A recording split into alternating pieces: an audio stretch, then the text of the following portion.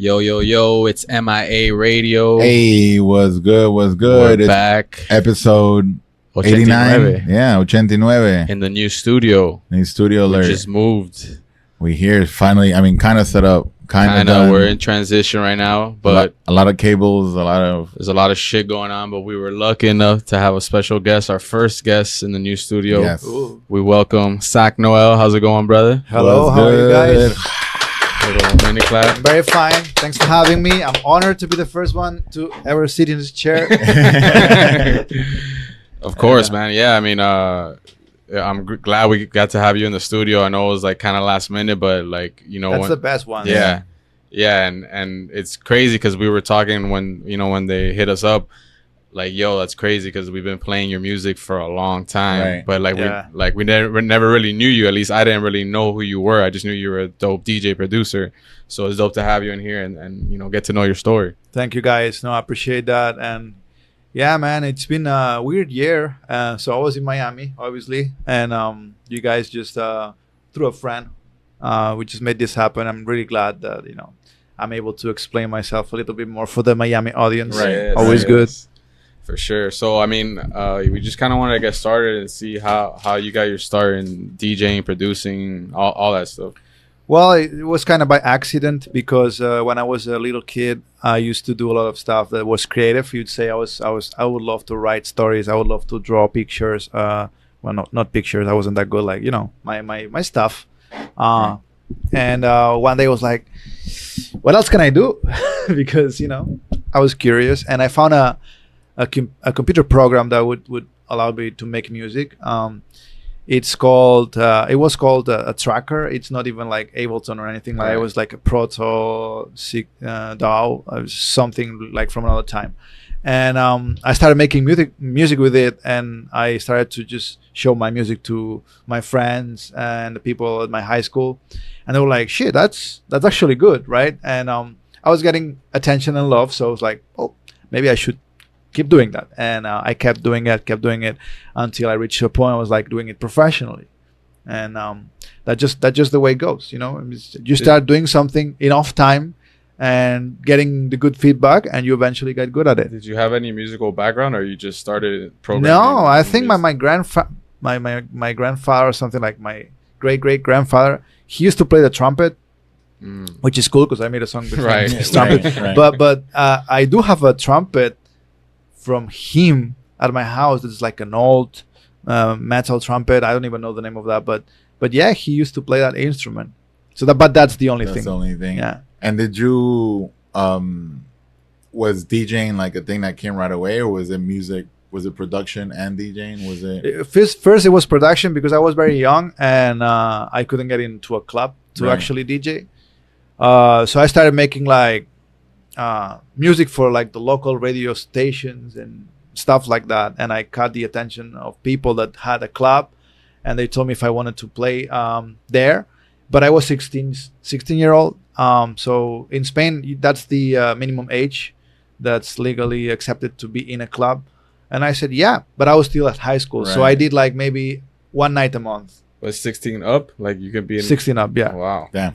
that's crazy. Yeah, it's way different, right? But yeah, I was there. Like, I was playing music for people that was like way older than me. But that's how I got started. Like as a DJ, I never really trained at my house. I started my DJ career actually playing for people from the get-go. Wow. But that was something you always wanted to do because you were making music, or it was just like a natural, like, It was something that they offered to me. I didn't even think about it. I was like, okay, that's cool. Let's try it. And then I saw that through DJing, I could get feedback Right. and put that feedback back into my songs. And that made sense. And I kept doing it too. And what kind of music? What were like the genres, or what were you making that got you popping and like got their interest? What was It was mainly trance music or rave music, right? 150 BPM, 140 BPM. Jesus. Yeah, at that time I was a big fan of Tiesto, Right. and I was a big fan of a German group called Scooter. Okay. They were making rave music. That's what I was influenced by, so that was the music I was making. I didn't have any clue about Latin music because people think in Spain Right. we're like all Latinos, Right, and, right, you know what I right, mean? right. But it really is an European country at the end of the day. And I was born in Barcelona, which is even more European than the rest of Spain. Yeah. So it's kind of cold. And there's no Latin music made there. Just a few big artists that people know. But the rest is very...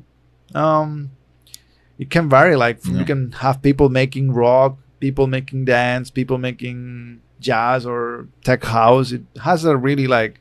There's a variety of styles. So what was like the main music played in the clubs back then? Like It trance, was techno. Yeah, it was house, techno, trance, and then Spain, north east of Spain had a very interesting scene. It was they kind of like mixed rave music with super up tempo dance music, and they created a style called Máquina, which is it translates as machine. The machine, yeah. And it would just be like. It would have like different clubs, like colossal clubs that would play this kind of music. Like they would feed like 10,000 people, Wow. and they were always full.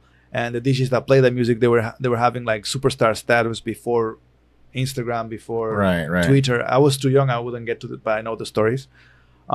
So that scene was like something that if it had happened right now with all the technology, that would probably extend it to other countries. It was very localized, and it died there because people were like overdosing and shit like that. No. Because it was, I mean, at that time you have to understand that people were driving drunk. At different times. Spain had like 40 years of dictatorship, and that was like maybe 10 years after the dictator died. So people were like, shit, Yeah, party. I'm just gonna party Balls until, deep. you know what I mean? Balls deep, yeah.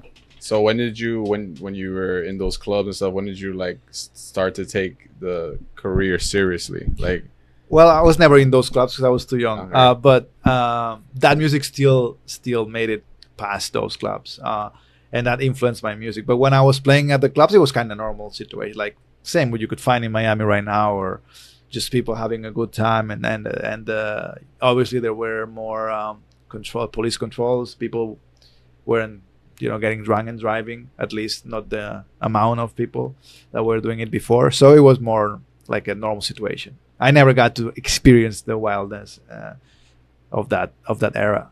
You can't. I mean, but it was an influence. You said like Yeah, it was an influence. yeah. I mean, that's kind of how it was here. I would say with the kind of like early 2000s in the club scene here in Miami. That's when like bottle service really kind of like blew up. And I wasn't here, and he was too young, and that's the what kind of set the foundation for what's known of like the Miami nightlife.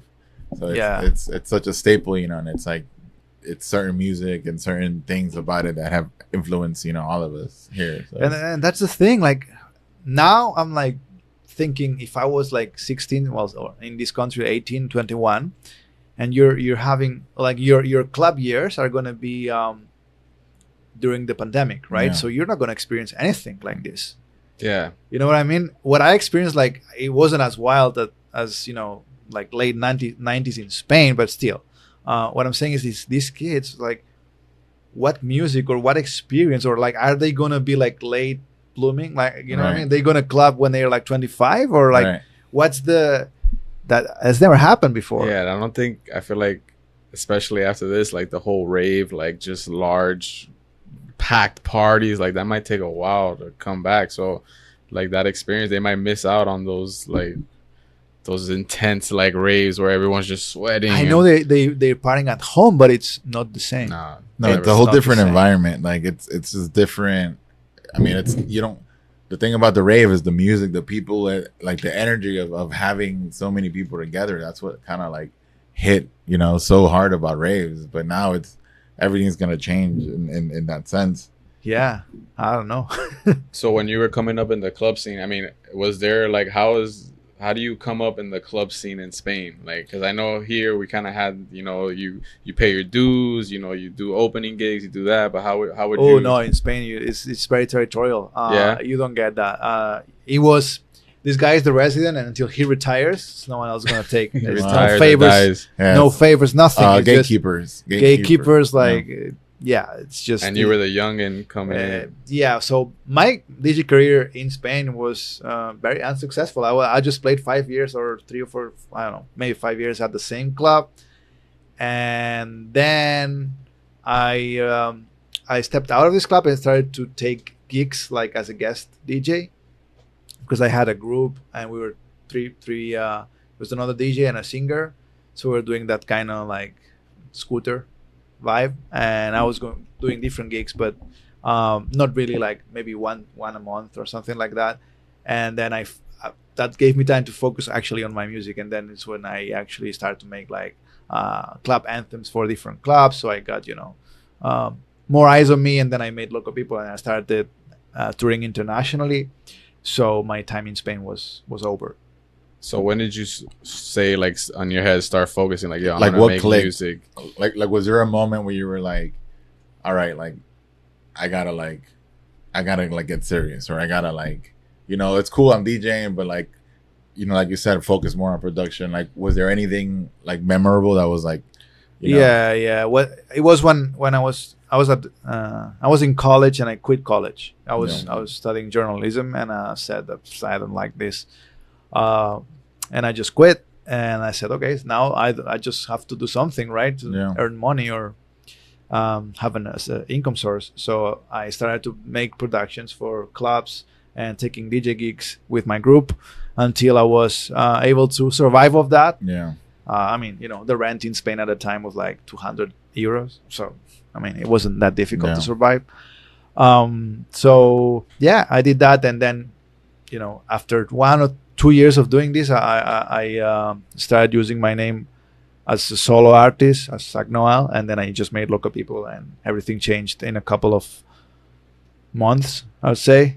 So it was fast. So, I mean, you mentioned Loca People. So kind of talk about how that record changed your career. Because, I mean, I forget how big it was. Like, that was like our go-to, like, it was prime time. Yeah, it was in our bag. It was in our home run bag. Like, like the cheat code. Like, this song is gonna work.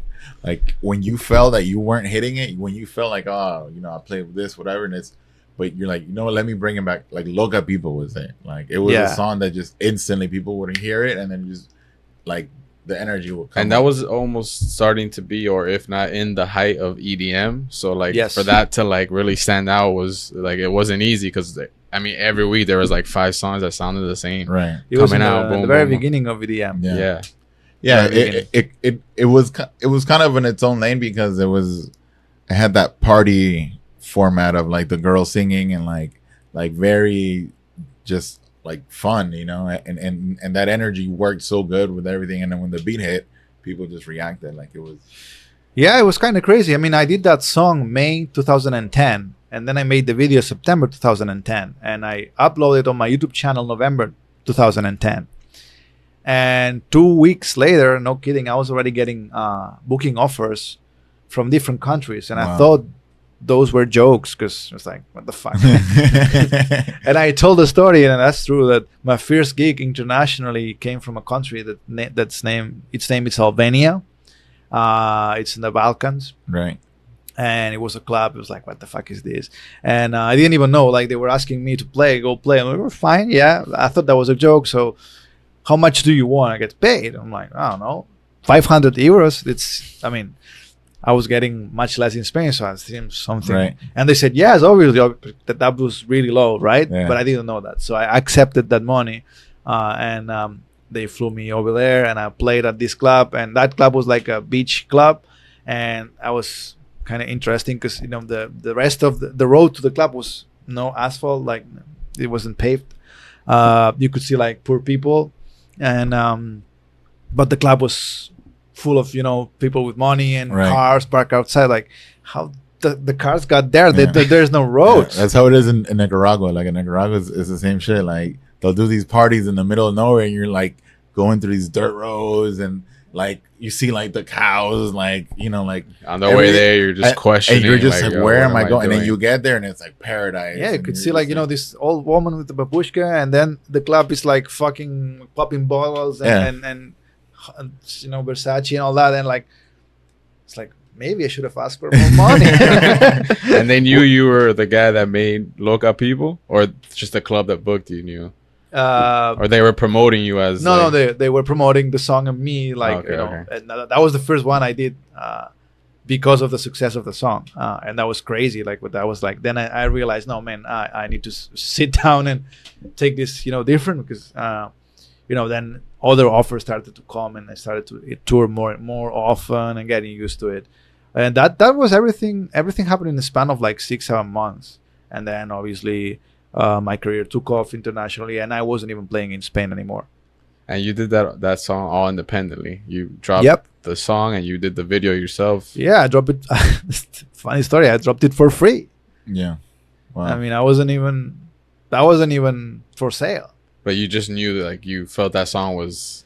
I just liked it, and I said, okay, I'm gonna put it out, meaning uploading on YouTube, and And you that's pay it. for the video and all that. The video cost me no money because it was done by I had a camera and I did it with my camera, and I think I paid $100 for the actress, and she came there and basically spent an afternoon, and that's it. I did the editing crazy. myself. That's so You and edited it. the video is not even HD because the camera didn't have HD. And when the labels asked me like, can you send the the HD. the Right? HD, I just scaled it like a fucking Oh. pro. I just scaled the video. But yo, that goes to show, like, sometimes Whatever. people like focus so much on like the exterior things, or like, yo, I need the cameraman, I need the lights, I need the money, I need this. But like, yo, if it's like hot enough and Yeah. you believe in it, you Yeah. could pull it off For sure. yourself. No, the good thing is the camera it was a good camera. It was I don't know the brand, but it was a camera that was used to make movies, but it was 720p. That's the max resolution it has. And what were you using to edit? Adobe Premiere, Okay. illegal.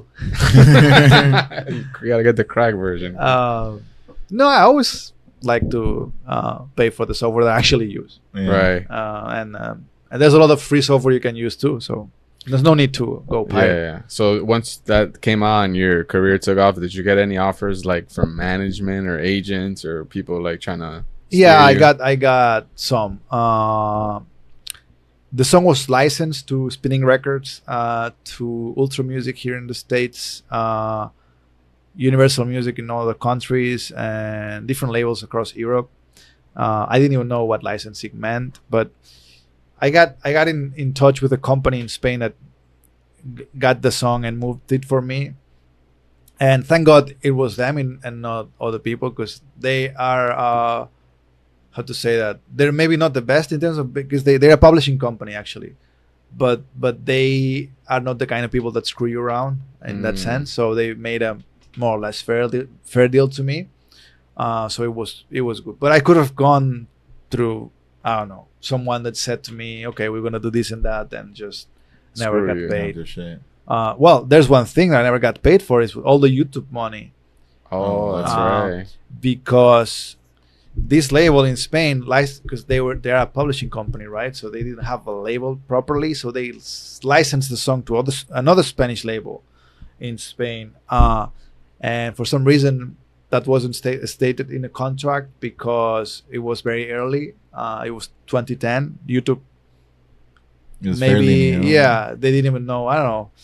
It wasn't really clear on the contract, so basically they skipped that part, and I never got the money from YouTube, at least from the countries that the Spanish label had. But well, that's a mistake that I never made again. Right. And we were just reading Kanye's tweets, like the contracts, how important. Yeah, I start reading them, see what's what. But obviously, this situation with Kanye, I mean, I don't know how this is gonna play out. So but crazy. these contracts, shit, like, I understand his thought process, but I hope it works, because what he's trying to achieve is basically start a rebellion. Mm. You know, music's against labels, and labels are fucked up in so many ways, but we need some kind of structure. Right. Yeah. You know, it's like these guys say, defund the police. Okay, well, what else is Yeah, going need to be a there? plan. You know what I Yeah. mean? You cannot say, just destroy something and, Right. And not have okay, you don't have a backup plan. Re- Rebuild. Yeah. And at the end of the day, I think labels, although some can be like maybe misguided or whatever, but like they're just trying to cover their ass and make the most out of their investment, which is you as an artist. So like you got to kind of going in knowing that, like, you know, they might be a little suspect shit because they want to make the most money out of you. It's just like you want to make the most money out of them. But the main problem with labels is not even that they take too much money and all this, that you can really negotiate at the end of the day. It's the power they hold because of the relationships they have. Right. But this is gonna happen with every structure that you put there. So let's say I know you, right? And you now are a label executive, and I come to you with a project, and he comes with you with a project, but you don't know him and you know me. You know what I mean? You're gonna favor me because of the relationship. Of course. Like it or not, that's how the world works. And even if you have some other structure, you cannot erase that. This is how people is going to proceed, even with another structure. So the question should be how you can make a system where it's fair to showcase your music, and not depend on relationships. Because Spotify is kind of crazy. If you know someone there, like you can get placed in a like super cool playlist and get millions of plays, and your song sucks anyway. Right. It doesn't mean your song is a hit, because it might not be a hit, but it got numbers because it got millions of people listening to it at least one time.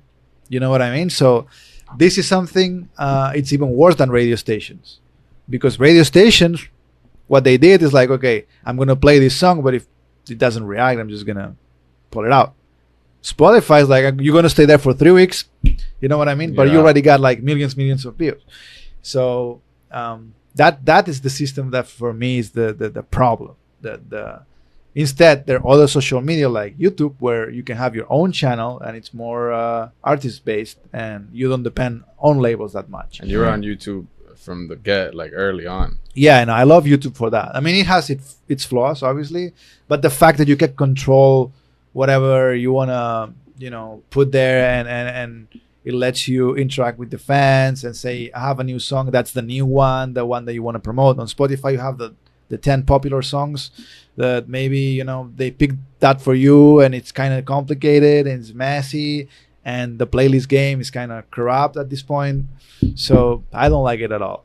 But we can have a new system tomorrow. So there's a fight to be fought, but we need to make sure that we fight the right battles. Right. You know what I mean? So after Loca People, you started DJing more, right? Because they were booking you, obviously, because of the song.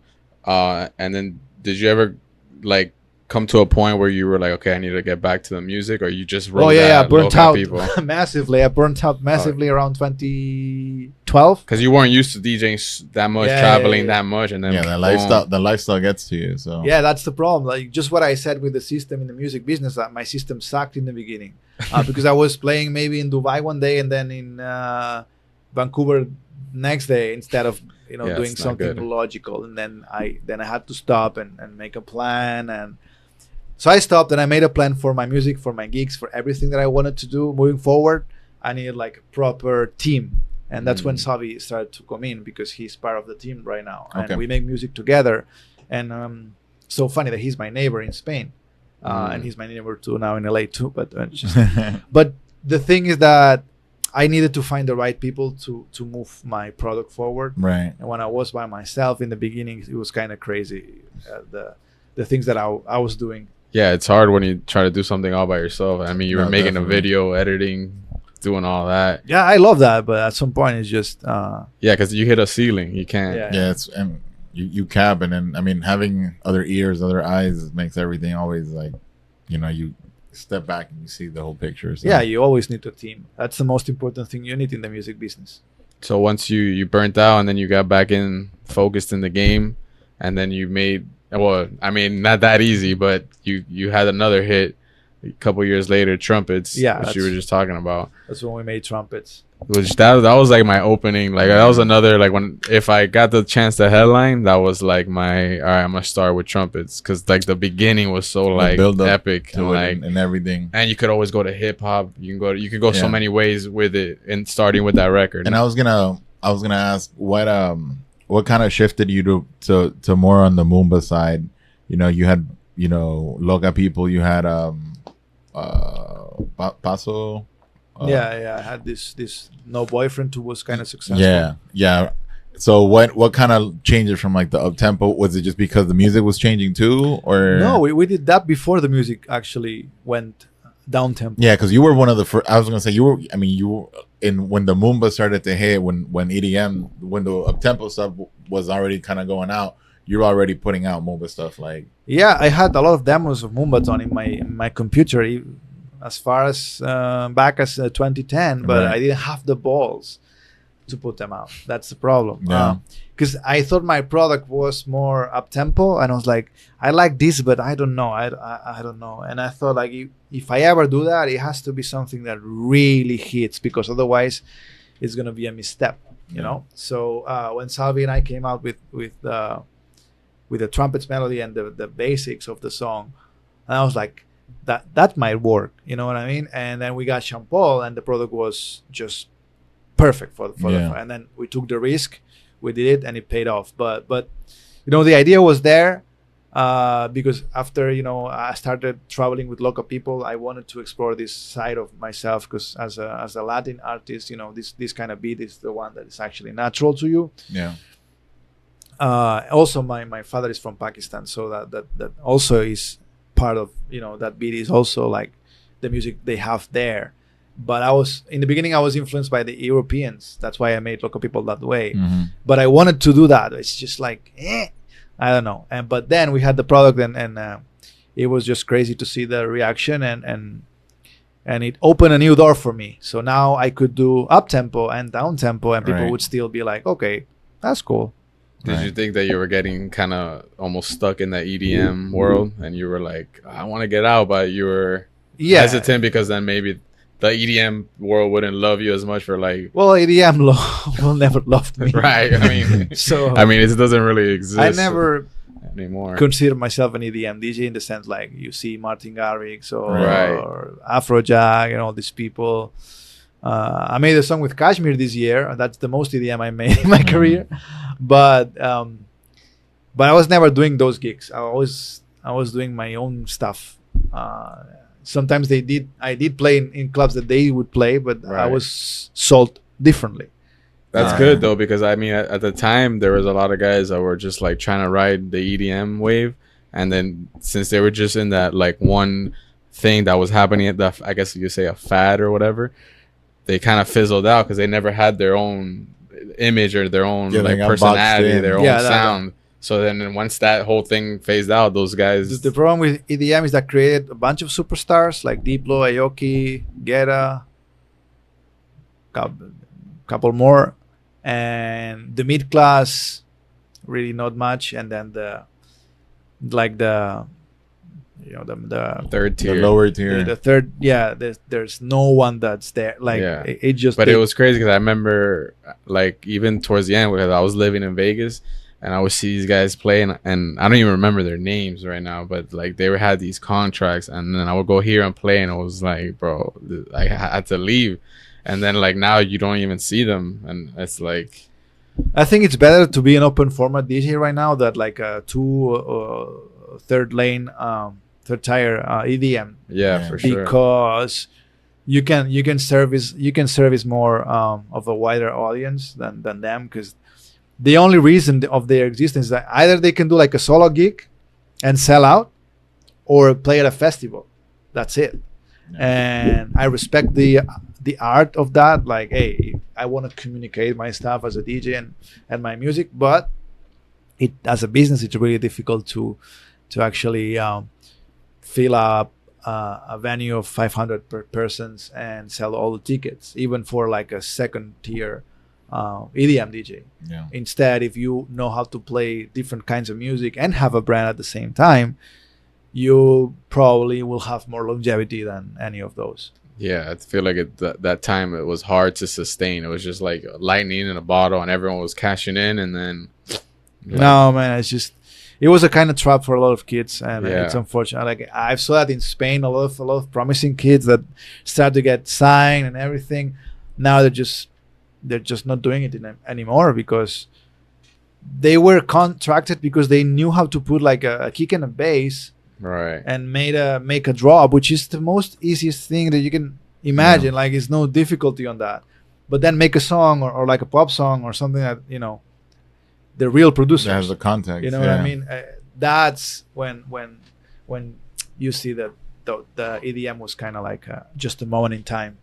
So how do you think you've been able to like kind of withstand all these like changes in the music scene and like have such a long lasting career? Because there's been peaks and valleys, but Yeah, obviously. Well, staying calm right, and not going crazy with the trends. So analyzing everything, reading a lot of stuff, talking with a lot of people, and basically moving from Spain to LA. That helps too, obviously. But you're having perspective and say, okay, now that everyone is riding this wave, I want to start building what could be my career in 2 or 3 years. I always think like two or 3 years ahead, because that's when the results pay off. Like if I make a song right now, for example, the song we have with Salvi right now is Tocame, that's really doing well. That's going to pay off next year. It was going to pay off next year even with the COVID. right. But you know what I mean? It takes time for the people to find the song and then to learn the song and fall in love with it, and as a DJ to monetize on it by doing bookings, right? So it's a process. And I don't like when labels say to me like, "Hey, we're gonna do a release date and we're gonna put a lot of promo on the release date." And I'm like, no, don't do that. Just put promo, but just spread it out, because I like people when they find the song, not when it's forced, because they'll keep listening more if they just find it by themselves. I always say like even like Trumpets with Sean Paul. Sean Paul did a great job and made the song super good. But if Sean Paul had done a bad job and the song was bad, having Sean Paul would not guarantee that the song would be a success. It would just guarantee that the song will have like maybe like 1 or 2 million views because of his brand, Right. and die there. So you need to make a good product anyway. Yeah, to have longevity. Yeah, that's So very you gotta important. have a lot of patience, is what you're saying. Patience, and not going crazy. Like I've seen many people go crazy and being emotional. Being emotional about your career is bad. Yeah. Again, Kanye is being emotional right now, but you know what I mean. You have to sit down and think. That's the most important part. Yeah, because everyone that you're dealing with most of the time is thinking business, and like they're not thinking about like, oh, but we're gonna hurt his feelings and this and that. They're just thinking bottom but line. the pocket. I mean, that's So you Yeah. can't always take it personal, like, oh, they don't like my music. It's like, nah, maybe Yeah, right no, now. a lot of people take it personal, Yeah. and I work with Matt Dixon a lot, and I remember sending them a lot of demos, and they always said no. But am I mad at them? No, because I say no to many people right now because they send me demos too, and Right. like I have my reasons. And Yeah. like if I say yes and I promote your song, you will be losing your song, and I'll be losing my time because I don't believe I can work it. Yeah. If I can work something, I'll say yes, let's do it, let's try it. But Yeah. let's be honest, I'm not going to sign a song because just because, you know what I mean. Right. So they were doing that to me. So, but that's nothing to be afraid of or take it personally. Oh, I'm a bad artist because they said it's bad. No. It's just not good for them for whatever reason. No. But you have a song with them now, right? Yeah. And that's another anecdote I remember. We sent trumpets to Spinning Records 4 or 5 times because they are good in their territories and a good label. And we're like, okay, that might work. And they never replied. And we ended up doing trumpets with another label in the Netherlands. And the song went #1 there. And I remember like getting an email from Elko, I think he was the president at the time, apologizing to us, not apologizing, but said, I made a mistake on this song, Wow. And that was the best email I ever got. Yeah, that was because nice. That's crazy. You didn't have to do that. You didn't have to do it, and it was honest, and it showed like, hey, it doesn't mean anything. Yeah. It doesn't mean anything. Like he was able to admit that he missed out on the song, but probably back then you were like, oh, this guy didn't even. Well, they never even replied, so I Right. was like, so sometimes it's just maybe the wrong person got it, maybe whatever, or you know what I mean, or they listen to it, or I don't know, maybe sometimes someone sends me a demo and I'm like in a hurry and I listen to it. That's a mistake because you should be focused. Yeah. So a lot of things can happen. So when they say no to you, it's basically nothing. It doesn't mean anything. Again. Try again or whatever. Keep trying. Yeah. I mean, just it's it might not be for that, and it could be Can be a lot it could of be it. something else. There's so many other factors. So that Tocame song is on out with M.I.A Decent right now, or Yeah, is we released it on Barnaton and DGCD first, and now we signed it to M.I.A Decent. They're gonna do the heavy work on it because we as independent, they're independent too, but they have more resources Right. than we do. So basically, we partner with them, and they have a vast network of people that can help. DJ City has a record Yeah. label? Yeah. I didn't know that. Mm-hmm. That's dope. Yeah. So they get all their music's on the record pool, obviously. Yeah, right. Yeah, I don't think that's an issue. No. Yeah, at all, right? But that song is kind of different too than anything that's. I always say like this song is if Loca People and Trumpets had a song, that would be Tocame, because Tocame is going back to the up tempo, Right. but with everything we learned from the down tempo, Right. Right. and that's what made the song different, because it's not just a house song; it has some elements that you would never find in a up tempo song. So that makes it. And what was the influence from the song? Like, how did it come about? Or what It has a was, little like, bit of everything. like what led you to be all right? Let me combine these things, or like what was like all right? What? Well, what last made- year Salvi and I had a discussion about we're getting a bit bored of doing mumbaton and reggaeton and all that. It's cool, but it was kind of repetitive, and we were like, let's try to do up tempo again, and see what happens. And so our friend Franklin Dam, he had made a remix of Trumpets, up tempo remix.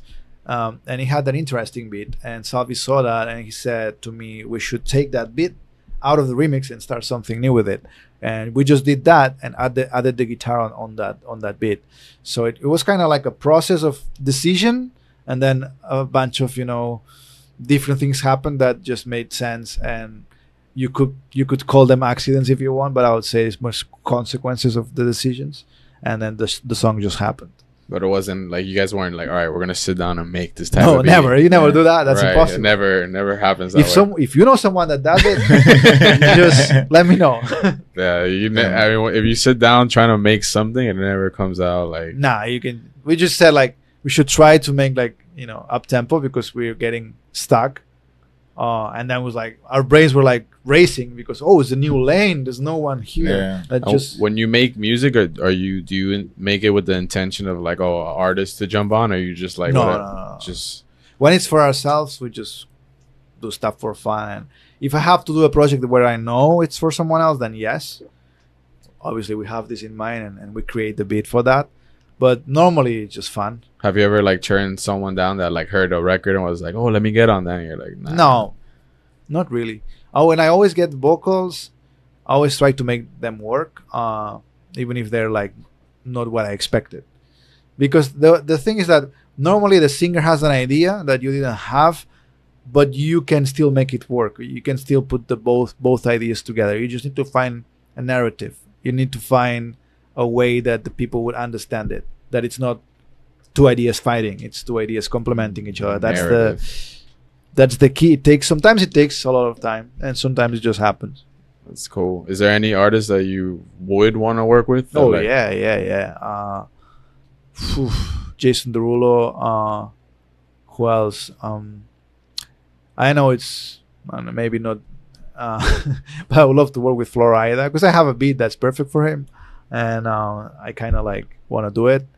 And but basically, I'm very glad that I was able to work with Sean Paul, Lil Jon, Right. and Pitbull, because for me it is like three of the main ones. You know what I mean? The ones Right. that Yeah. actually and that have had long made- careers. have long careers and have made music move forward, and they will be in the history books. Yeah, for sure. Yeah, it's crazy that like a lot of people sometimes don't give them the credit, but like those three names that you mentioned have been around for And so many and different especially pockets, us too. as DJs, like Yeah. bro, we type in any one of those names and there's at least 10 records that we got. Like if you're in an area, if you're like you're going into dancehall, you just type in Sean Paul and you can kill them with the old stuff, kill them with the new stuff. Like there's so many different angles. Same thing with Lil Jon. You can do the old stuff, the newer stuff, and They have a very distinctive way to do things, but they know why are they doing them, and it just amazes me that I was able to work with those legends. And actually,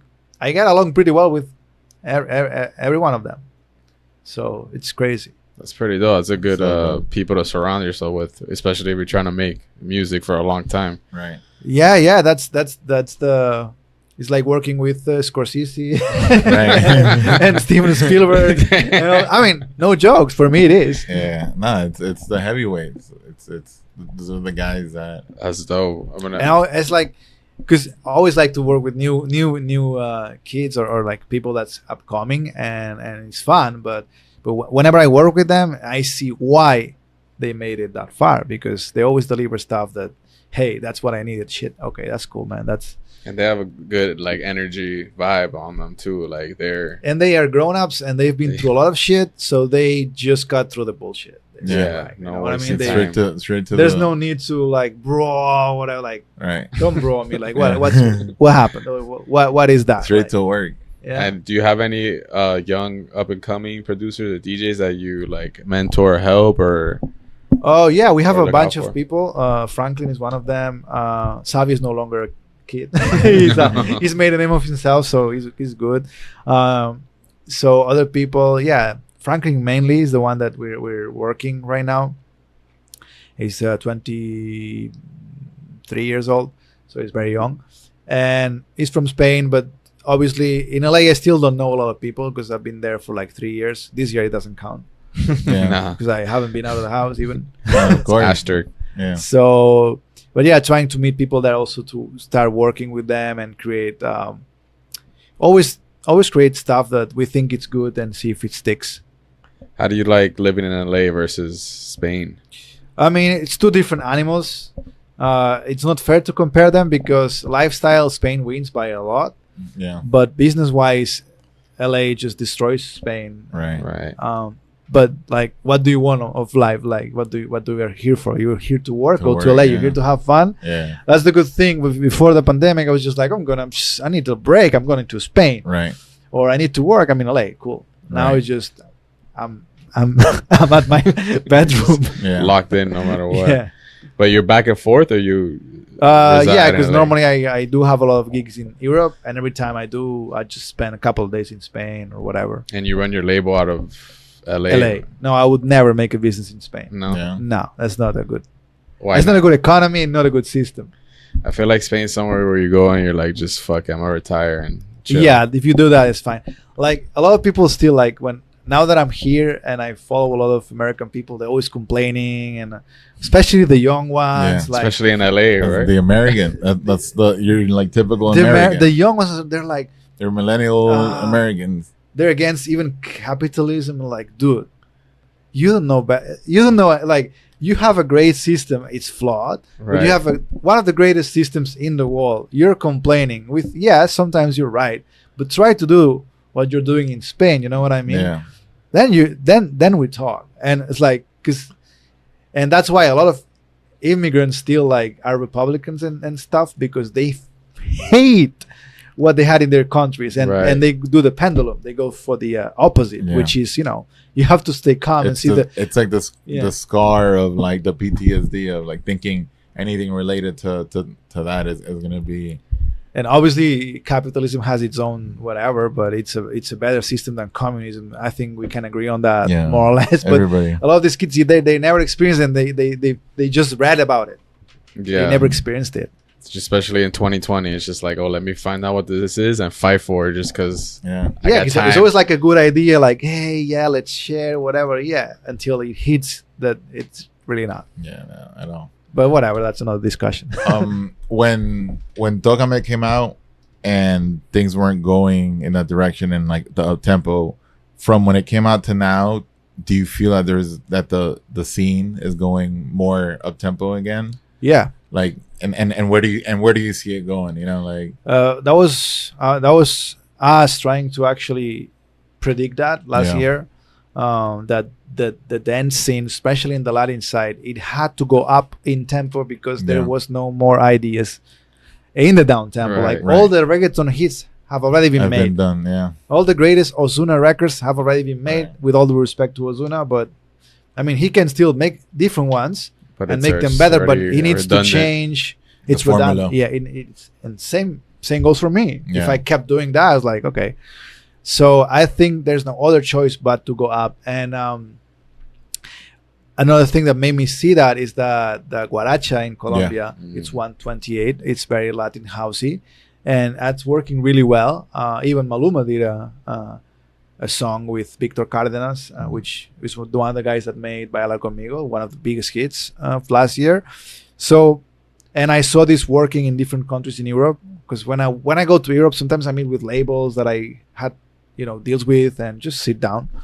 And I was explaining to them, look, especially in Romania, for example, because the guaracha and the Romanian music have a lot in common. I was talking with one of the president of one of the best labels in Romania. I was like, look at this, what's happening in Colombia. He was like, what is this? It sounds like Romania.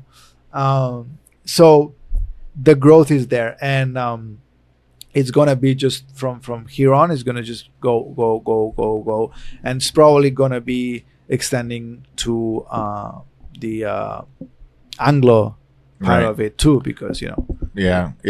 I'm so we always talk about like the cycles of music, and 10 years ago, 12 years ago, you had pop up tempo, when Lady Gaga and everything was hitting, and Right. when Pitt was hitting, and that's what was pop back then. And now it seems like same thing, Lady Gaga with Rain on Me and everything like that. It's kind of going that way. And then Diplo's put out a bunch of tempo songs that have crossed over to the more of the pop side, and Dua Lipa and stuff like that. So it's definitely headed that way. Are you guys trying to do like anything more, like what's next, and if it is it house bass, or what's like where are you guys trying to go with it? I think the way it's gonna go, it's gonna be very housey, Yeah. because people even right now, they cannot even be in a club and actually stand next to each other in a close range. They need to be apart, and that mindset is going to be around for like a couple of years. Yeah. So what's the music that makes you dance by yourself as house music? You Yeah. don't need to grind. You don't need to grab someone and stay close to him or her. Yeah. You just dance by yourself. So I think the music that can catch the vibe of that and actually add some emotion, because you will need that, especially because you're dancing by yourself. You will need to experience more than just a beat and a bass. You need a melody. You need something to connect with more Yeah. intellectually than just a beat. And I think that's the music we're going to see more and more and more, just vibey music with a house beat, and it's going to keep getting harder in like terms of aggressiveness, Yeah. until a point where it just It's goes just gonna back to burst down again. tempo. Really. It's always been like that. Yeah. Definitely like another cycle. We're this is 2008 2009 Yeah. right now. Yeah, again, right? Yeah, I keep telling myself that the same thing. I'm always like, we're about to hit. It's about to be like that other cycle of tempo coming back around, and it's gonna just slowly burst. And to me, it was kind of when Dua Lipa started putting out a lot of songs, and us as DJs. So here in Miami, we don't like when the bubble bursted here in Miami. Like EDM was kind of like blacklisted.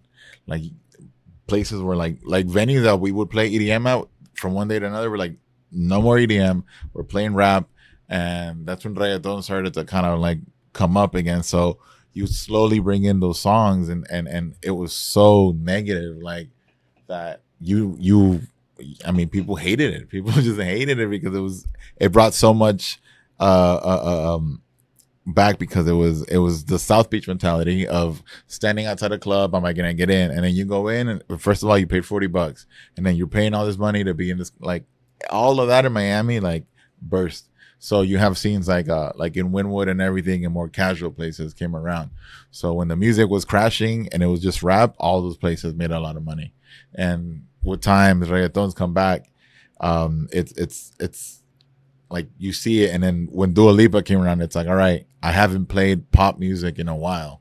There's a lot of pop that does not get played in the club. We've been playing so much rap, and when Dua Lipa came around, it's like, all right, she's making these hit records. We can start bringing other older records back in that similar genre, that similar taste. So, like, and that's the thing with Tocame, like when I first heard it, I was like, all right, I can bring back, you know, like the Move Your Bodies, like those up tempo Spanish songs, those up tempo bangers, and it flows with everything.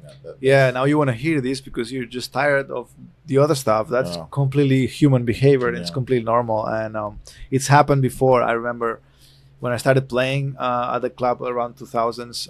It was the same. House music was kind of like not gonna say banned, but Yeah. it wasn't the best time for it. And then it just started to pick up, and then it just got more poppy, and then big artists started to came in, and the EDM was just a brief moment. But the problem with the EDM is that it's so aggressive that if you don't experience it in a festival, Yeah. in a club Doesn't setting, translate. it's always gonna be. If you like play one or two, that's fine. But if you play like an hour of this, Yeah. the girls cannot really dance because it's just. I always say EDM is in my head is like a bunch of shirtless guys just mosh pitting, which it has its own market, but just not for a club setting. Yeah. That's why so many festivals. If you go to Ultra Music Miami next year, the music that's played there, it's from 5 years ago. Yeah. That's They haven't always- evolved. It's so crazy. And I always like whenever I'm looking, so we DJ in a lot of the venues that I was saying, like in Wynwood, and they're people just want to hear good music, everything open format, like as open as you can get, and like when you're out in these venues, people want to hear like the good stuff. Like people want to hear good music. You know, they don't want to hear just those EDM songs, and there's so little that we play that we only like when we go up tempo and we play those songs, like we play like, I mean, it's not even EDM, like We Found Love and like the classics. Yeah, And we'll dip into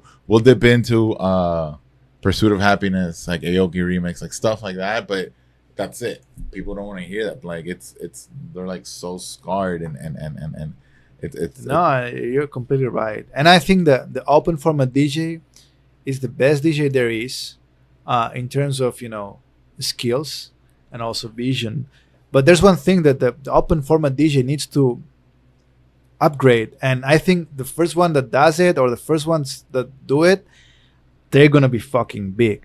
And it's as simple as just branding it correctly. Because a lot of open DJs, they don't give credit to themselves. They just play the music, but there's no brand, or they come from the radio station wall and they're like playing with no attitude. I mean, the first one that actually has a brand and makes it right, dresses correctly and engages with the people and everything and plays a bunch of, there's some of them like DJ Vice or other people that, A-Track that can play open format and have a real good brand. Right. But I'm saying there need to be more. And when this happens, the whole scene of open format DJs could be as big as EDM was, or even bigger because we have more venues. Yeah. And I think this is something that needs to be done. And like your podcast or a website like DJ City or this kind of websites that educate a little bit the open format DJ, I think those are crucial to get this started. And even internationally, you'll start to see like a lot of these DJs going different places because of the brand and how good they play and the music that they play. And if they can actually put in some original productions, they don't need to be crazy, but just original productions. That's gonna be a whole new system. Yeah, hopefully that cycle Yeah.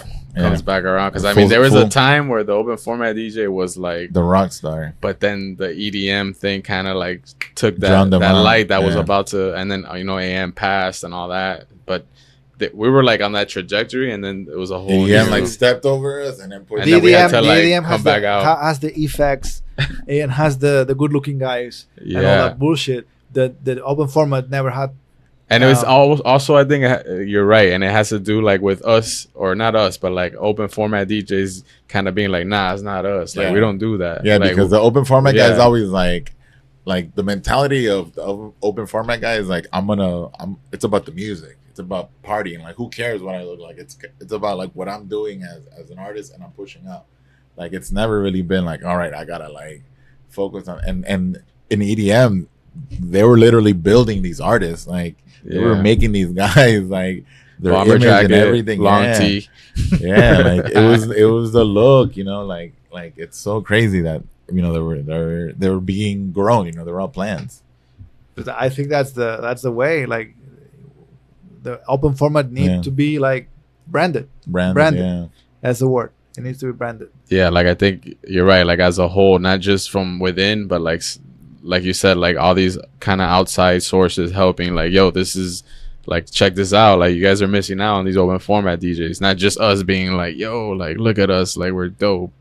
Because I mean, think maybe that helps. even the name, like open format, is very technical. Yeah, They I come would- up with the EDM, you know, some kind of like Yeah. That's true. glow up. So I didn't people even- Open format doesn't sound sexy Yeah. at all. Open format is like, I don't know, Which like, I what is kinda- that? People ki- think it's like a legal name. Like, yeah, it kind of like gives a it terminology, like you a know, like- negative connotation, like, oh, open format, like you're just a technical, like you're like a factory worker Right. kind of thing, not like oh, I'm a technician. EDM. Like, what does EDM stand for? I mean, I love open format DJs because they know how to play, and you probably have a good time in the club if an open format is playing than actually an EDM dude. So I don't know. Maybe after this is all happened and we're back to the clubs, because the clubs are gonna be the backbone.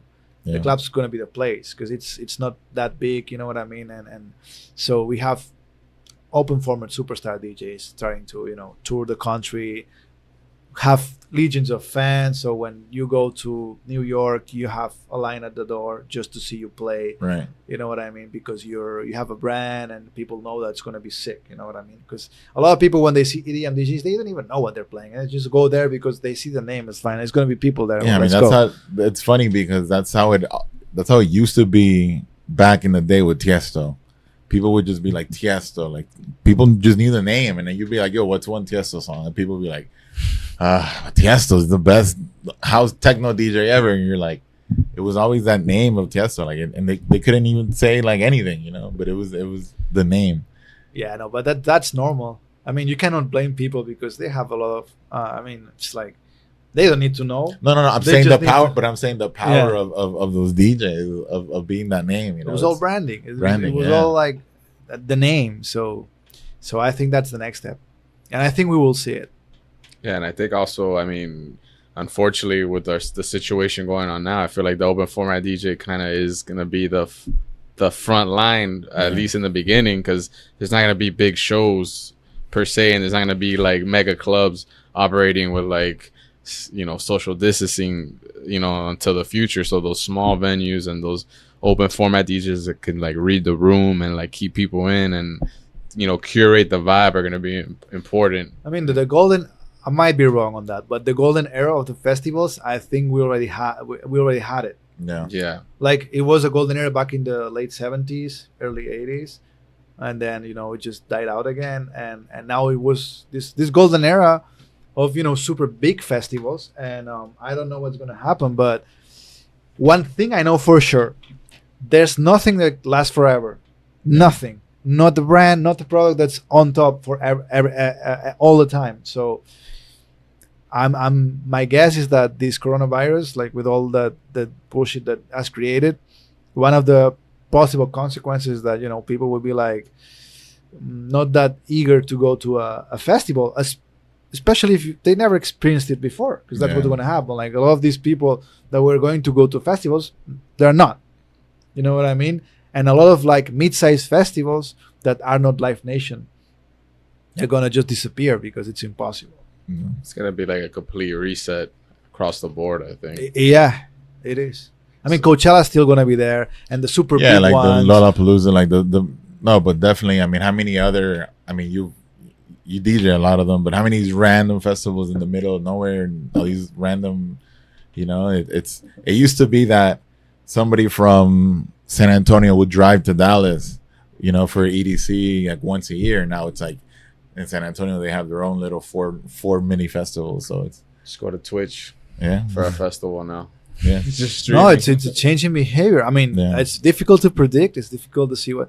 Obviously, and what's gonna happen first. It's the first months after this is all over. We're gonna think that we're back on where we were, but that's gonna just be momentarily, because it's just people had been locked down for so many days Right. and years that it's gonna be. But then we will see the real consequences. Yeah, they're gonna get it out of their system, Yeah. and then we're gonna see. Yeah. But Yeah, man. I mean, is there anything else you wanted to plug, talk? Sak, not asking you. Oh, but no, just talk about everything. Well, let's ask you some Miami questions. Okay. We do have to keep it Miami. I mean, I want to know what's your most memorable Miami. I know you've been here for WMCs and probably some crazy stuff. Do you have any like memorable stories or like first time you played at, whatever you have about Miami that's like an achievement that you feel or whatever you want. I think one of my first gigs I played here, I don't remember the name of, I don't know if it was M.I.A or something like Mecca. that. Oh, That's a good one. Paul, you were That's a right resident. there. The resident. So I there. did. So I remember correctly, right? Yeah. So that was Mecca. Okay. The big 5-room. It was Yeah. like a huge warehouse. It looked like Warehouse, a yeah. haunted house, like a Yeah. like That was my first gig here. I always remember it. It was crazy, man. Like the energy and everything was amazing. That's crazy. I had a great time, and that was like shit. I may love this city. That Then was I did, WMC. No, that was prior to that. That was one of my. That is one of the times where I was like, Miami, and then maybe China. I don't know. You know what I mean? Your routing was here off. for 12 hours and then Because I was like, and I was going to clubs in the clubs where I wasn't having any fun. Like I would be in Germany in a club that I was playing there, and I was like, shit, that's like being in a factory. Like I don't like this job. Right. It sucks. You know what I mean? I'm not having fun. People are like, whatever. But then you come to Miami and play at Mecca, like, shit, these people really like that. You know what I mean? So little by little, I was seeing what's my audience like, or what's the product that I'm good at.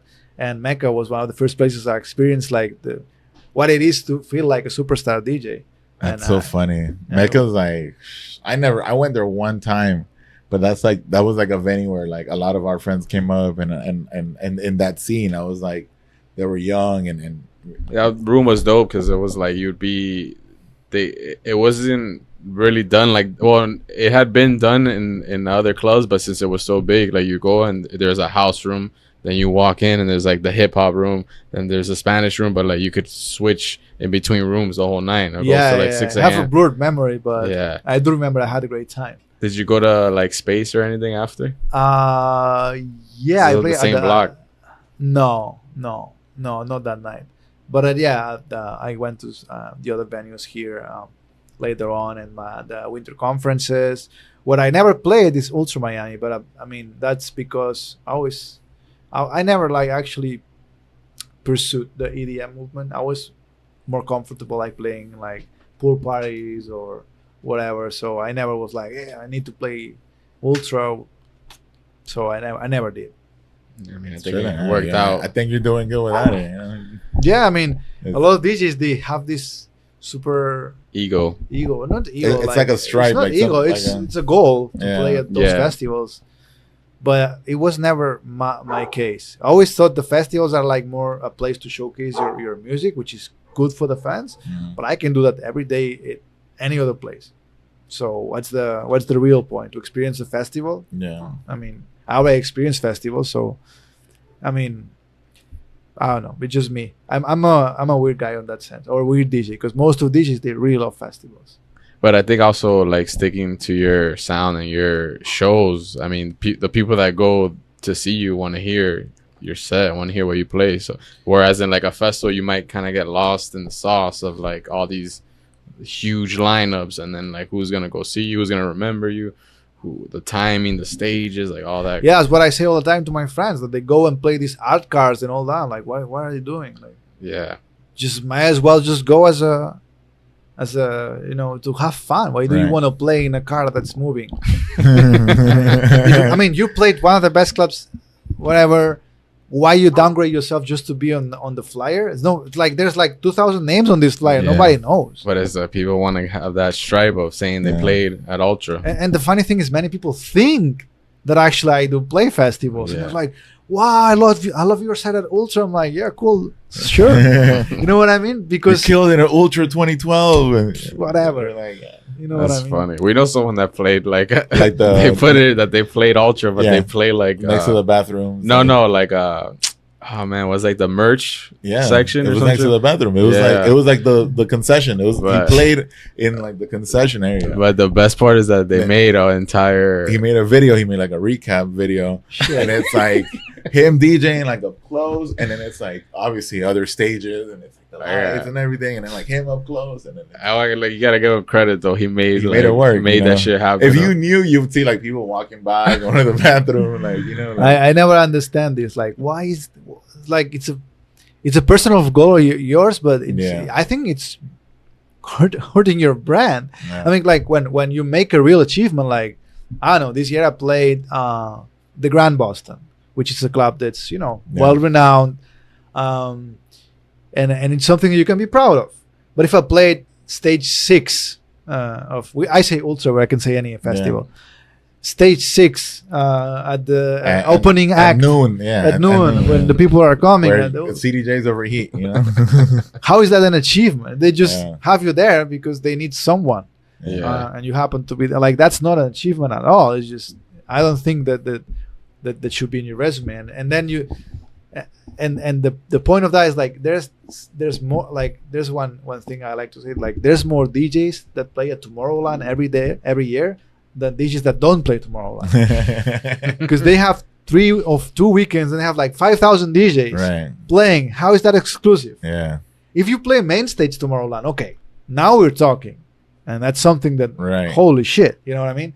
That must mean that you either are in a good position in the industry, you have fans or whatever, but you made something happen. You've done it. Yeah. But if you play that, your friend's stage at Tomorrowland, it's and Yeah. you pay for your tickets. Like, I appreciate the hassle if it leads to something else. If not, you Right. just stay Yeah, home. if it's an investment, Yeah. obviously for your brand or whatever. But But if you just go there to say you've been there, just say you've been there. yeah, I know. I mean, You don't need to go. you could just buy a ticket and say you were at Ultra Festival. Put it on your EPK. that's it. Yeah. But yeah, man. I mean, where can they find your stuff, your social media, your new song, all that stuff? Everything is at Sak Noel, SAKNOEL all together, or /Sak Noel. So And we can stream the Tocame on Spotify, and you can stream it on Spotify, on YouTube. Now, if they Shazam the song, there's like an exclusive video that you can see Oh, dope. about the song. Yeah, I mean, it's very easy to find. Well, there's a lot of Tocames right now. I think like Right. since we made Tocame, there's like 4 or 5 songs that are called Tocame. Tocame too. But it just happened. I mean, no one is Yeah. copying anyone. It's just Right. Right. Right. But make sure it's the Sak Noel Sabi Frank Kingdom. and that's it's with M.I.A Decent and partnership with DJ City. Correct. Yeah, the Barnaton, which is our label, DJ City, and Matt Decent. Awesome, And, bro. So it's a good assemble. We'll let you go on that, and thank you for stopping Zach, by, bro. Appreciate it, man. Appreciate Thank it. you guys. I had a lot of fun, and Having mansion flashbacks of Loca People just blasting at a function. Might have a video of like me playing that song Probably somewhere I mean, on, there a, has to on a be, GoPro There or has to something. be somewhere, but yeah, man, I miss play live, man. It's just Soon, my soon. last show was precisely a festival, yeah, but you went out with a bang. but man, I just wait. I can't wait to actually play I haven't played a club this year because I was in Peru earlier this year. I was a festival and then a festival, but I want So to you feel had 0 shows in 2020. 0 shows in a club this year. Well, we'll see. 2021, right? Looking good. All right, Semi Radio. And we out. Peace. Peace. Bye.